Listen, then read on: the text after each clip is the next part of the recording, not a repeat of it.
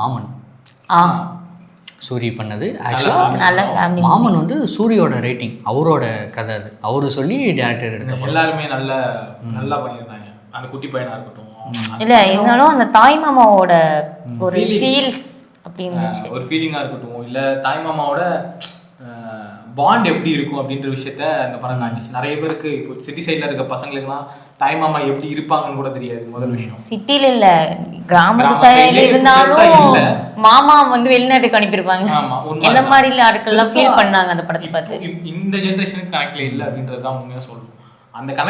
அந்த கனெக்ஷனை எப்படி காட்டணும் அப்படின்றதுனால இந்த படத்துக்கு வந்து நல்ல ஒரு இன்னொன்று, அந்த படத்துல தாய் மாமாக்கும் அந்த பையனுக்கும் இருக்க பாண்டை தாண்டி மற்றவங்க வந்து இவங்க 2 பேரும் ஒன்றா இருக்கிறதுனால எப்படி சஃபர் ஆகிறாங்க அப்படிங்கிற பாயிண்ட் ஆஃப் வியூவில் காட்டியிருப்பாங்க. சூரியோட ஒய்ஃப் சைடு பார்த்தாலும் அதுவும் ஒரு ப்ராப்ளமாகவும், இவங்களோட அம்மா அப்பா குட்டி பையனோட அம்மா அப்பாவோட பாயிண்ட் ஆஃப் வியூவும் சில தப்பு.